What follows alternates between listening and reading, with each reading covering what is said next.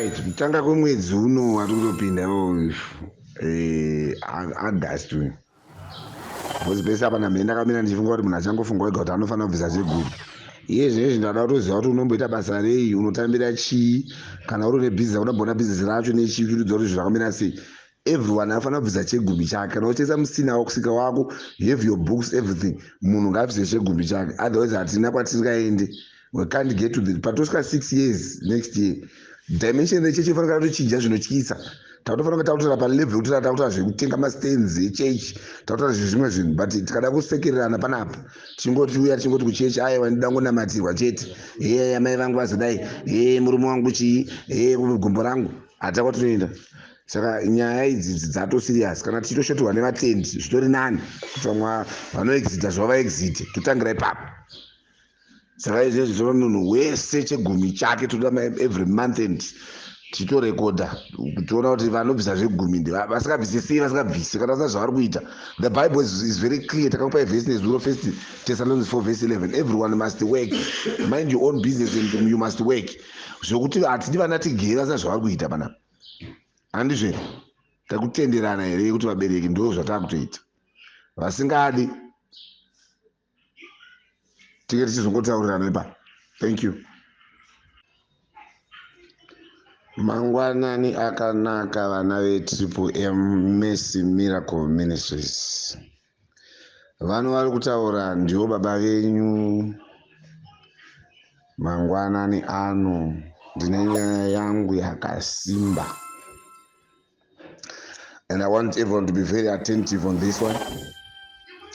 Ndofunga nezuro ndakaisa message here, the woman of Zarephath. I want to tell you one thing. Pane nhau yakataurika yemotikari iri kunzi by end of July. I want to tell everyone that I'm very serious on this one. Come in. I'm very serious on this one. And I observe ndikaona kuti vanhu vari kugadzira zvedzimba dzavo zvekumba kwavo zvei. And they are not concerned nemuzodziwa. Hallelujah. Saka izvi ndibva kutotaura nemi kudai, ndichitaura nemi kudai, ndabva kutaura nevana vangu vari diaspora one by one kuti mwasa ndabata zvangu. I was making a declaration. Izvi zvandisi kukumbira. Ndakanyatsoverenga zvangu ndikaona kuti muprofita paanotaura nemukadzi weZarephath haana kukumbira. He made a demand kuti ndibikire ndidye nini, iwe kana uchifa ufe zvako. So now I've come to a point, I've seen kuti willing buyer, willing seller, iyo hamuikwanisi. Right now ndasvika palevel rekuti ndoda kukufonera one by one, kana ndakufonera ndikutaisa nelevel rako repauri, ndikufonera ndichikudzamarira kuti kuda kuti uye nayo. Zvokuti uchaiwana sei nasi kuzviziva, but what I need is the money. Vari kudiaspora ndavafonera vari kufanira kuinza 1,000. Right, vari macompanies avo likewise tichifonerana. I need that money because kana mari idzodzo dzikasabatika by end of the month, zvokura maifamba netsoka handichada, kana pasina mota inichambozororawo, because matambudziko evanhu vari kuita matambudziko avo and they are cleared, but people are not concerned about my life. The sacrifice that I do for the ministry, vanhu havasi kuiona, vanhu kuti baba hamene zvavanenge vachiita. So this is high time. People should start. 5 years is not a joke. Munhu waMwari achingogwesha achikuti say the sacrifice that I've put up for this past 5 years is so serious. So I'm telling you right now kuti munhu wese ari kufanira kutobvisa something. Make sure you are coming there Sunday uri ready. What I'm saying is kuti unofanira kutosacrifice zvokuti uchakoreja uchaita sei. Kana uchiziva kuti uri kuzviti uri kushayiwa stereki haushaya $50.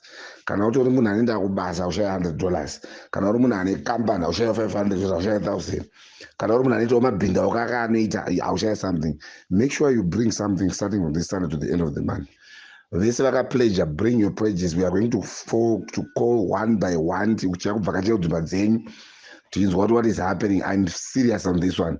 This has never happened, but this is the very first time. Ndakaona kuti zvekupota uchiti nhaimi munhu ngaape nemoyo, munhu ngaape nemoyo, munhu hatori nemoyo kutopa. Saka nyaya itoripo ndeyekuti the violent shall take it by force. Saka nyaya iripo ndeyekuti ndichapinda kudzimba dzenyu, ndichatokubvakachirai netsoka dzangu. Zvikwamba kwenyu kuti right amai nhindi pledge yeya zvakamira sei, ndiyatavinga. Zvokuti uchakwereta uchaita sei, I don't know. but this is serious. Ndatofunga ndosai audio chaiyo. Ndatoona kuti baba akatori serious pazvinhu zvavo. Good morning and win today.